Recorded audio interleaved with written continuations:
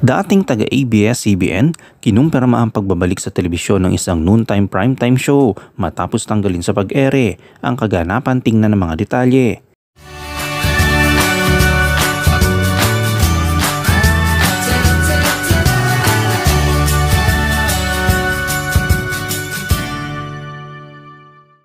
Kinumpirma ng isang personalidad at dating taga-ABS-CBN ang pagbabalik ng isang na ngayon ay hindi na napapanood sa telebisyon. Sa isang latest na balita ay napagtanungan din ng press si Erwin Tulfo sa napapabalitang pagkakaroon ng wawawi ni Willie Revillame sa PTV4 sa isa sa mga isasimulcast sa IBC13.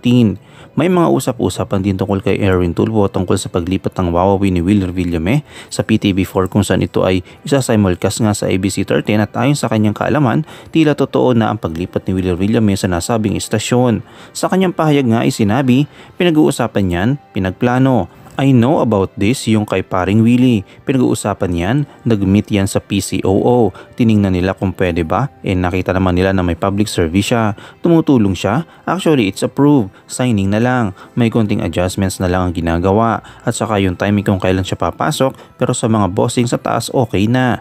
Bago matapos ang taong ito ay mapapanood na raw si Willie Revillame sa PTV4 at IBC13.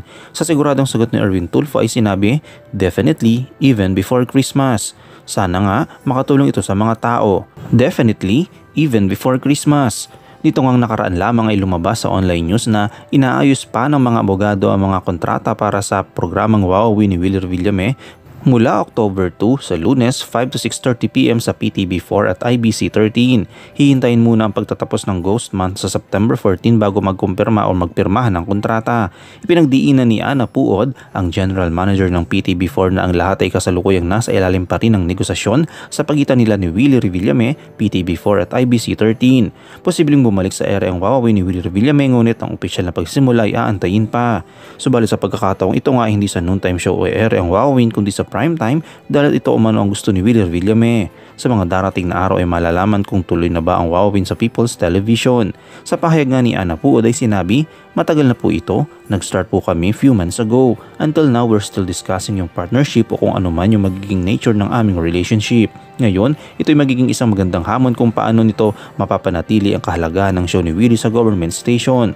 Sa pag-uumpisa ng negosasyon ni Willie with PTV4 at IBC13, hindi malinaw kung sino ang unang nag-initiate. Ano ang iyong komento kaugnay dito? Shoutout tayo kay Minerva Arcilla, kay Nilda Reyes at kay Elia Cardiliel. I-comment mo lang ang inyong opinion sa comment section at huwag kalimutang i-like, i-follow, i-subscribe ang bcgram.net para sa mga latest happenings.